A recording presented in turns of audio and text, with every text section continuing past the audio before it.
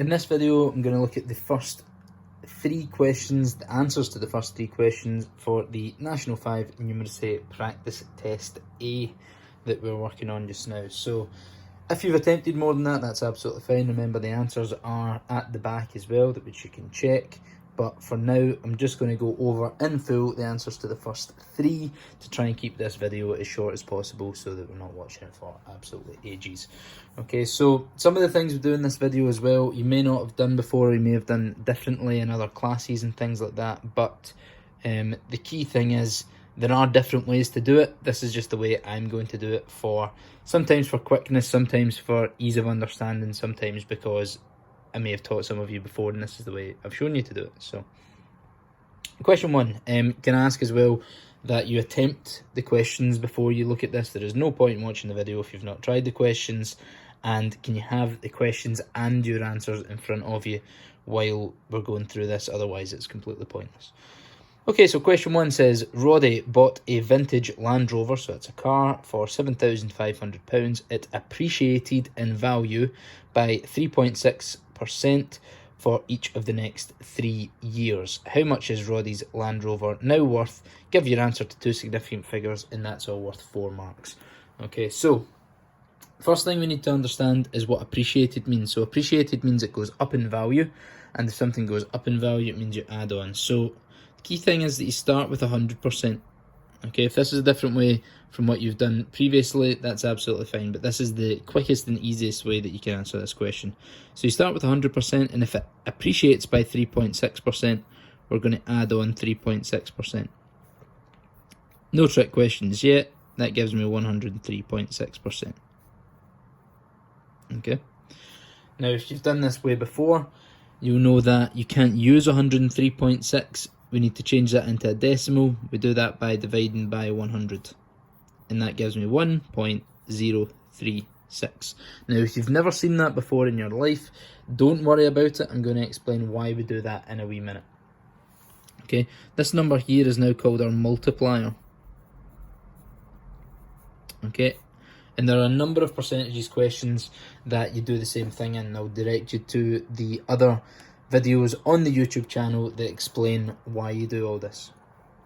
But for now, we just need to use 1.036. Why do we need this multiplier? Well, because if I take the value of Roddy's Land Rover, 7,500, and I multiply, strangely enough, by the thing called the multiplier, that's going to give me how much it's worth after 1 year. Okay, because I'm adding on the 3.6%, so if I multiply by that, that adds on 3.6%. That's a clever trick that you can do in maths. There is a longer, slower way that you can do this, which is obviously find 3.6% of that and add it on, find 3.6% of that and add it on, find 3.6% of that and add it on 3 times for the 3 years. But it takes too long.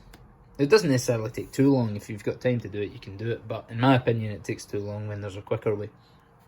Okay, so essentially, if we just multiply by this number 3 times, that's going to give us the same answer. But because we're mathematicians, we're even lazier than that. I don't even want to write that 3 times. So if you think about what that would be, if I multiplied by 1.036 times 1.036 times 1.036, that would be like times in 1.036 by itself 3 times, which is the same as putting to the power of 3 there. Okay, again, don't be concerned if you've not seen this way before. We will do it 1,000 times until everyone knows what to do. And all you need to do in this method is put that in your calculator. To the power of button is here. You need to make sure you've got a scientific calculator as well. To the power of 3 equals, and there's our answer. So after 3 years, it's worth 8,339.5092. We're talking about how much something's worth, which is in pounds and pence, and the question also tells us to give an answer to 2 significant figures. If I was just going to put it in pounds and pence, it would be 8,339.51. Okay, because pence is 2 decimal places. 509 would round up to 51. Okay, but that's not significant figures.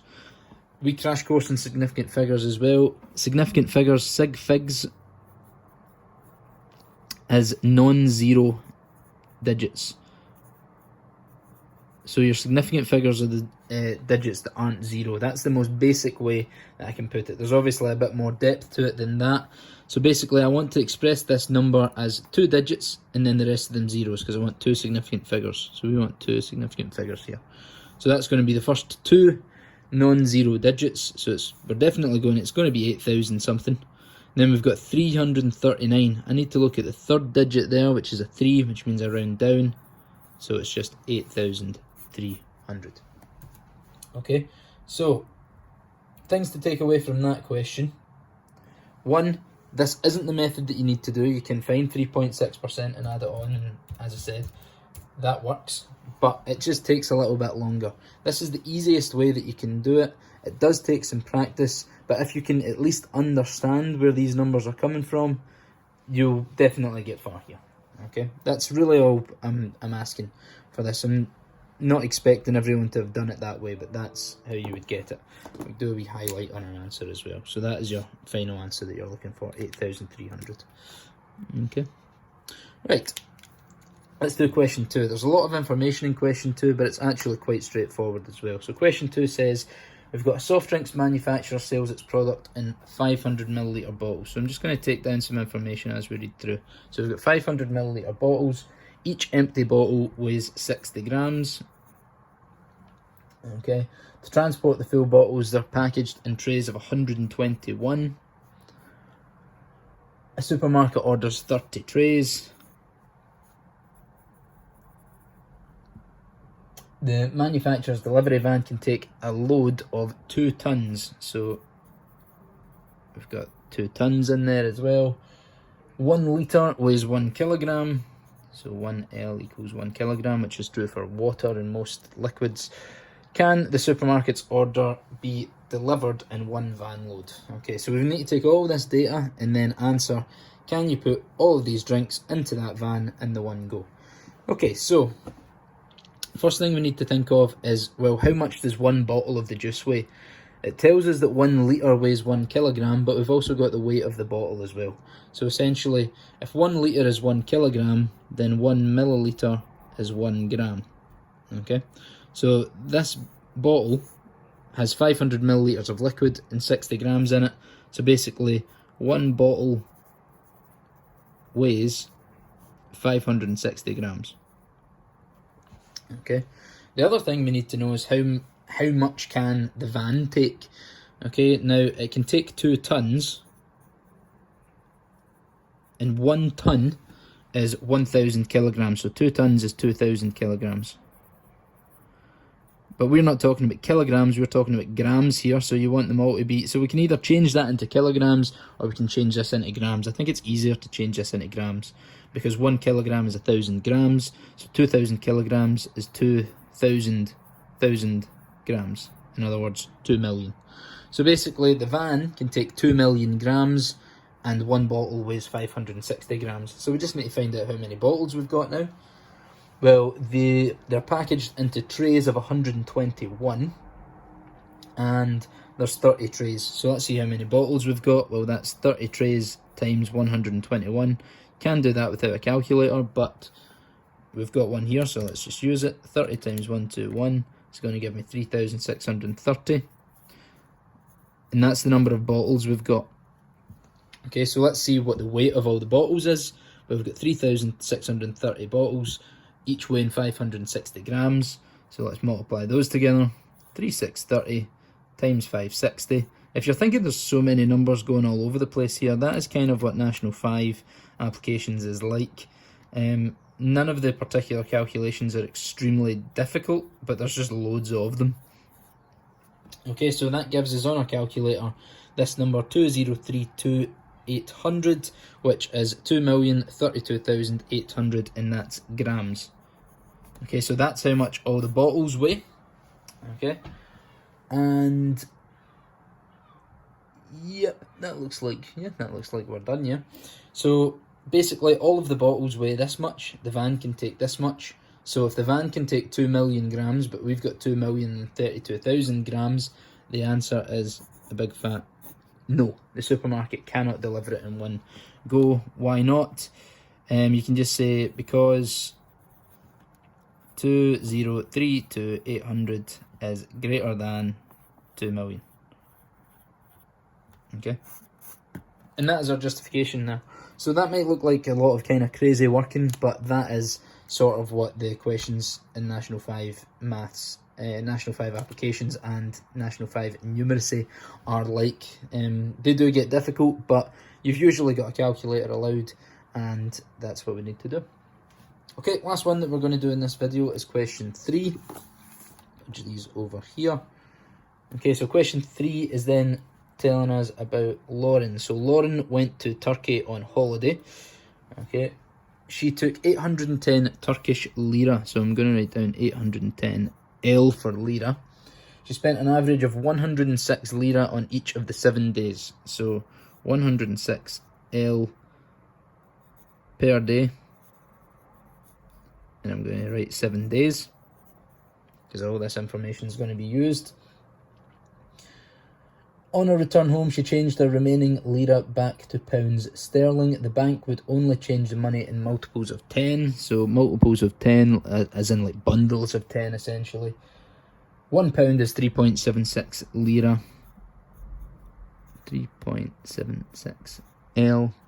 How much in pounds sterling will Lauren get for her remaining Turkish lira? Give your answer to the nearest penny.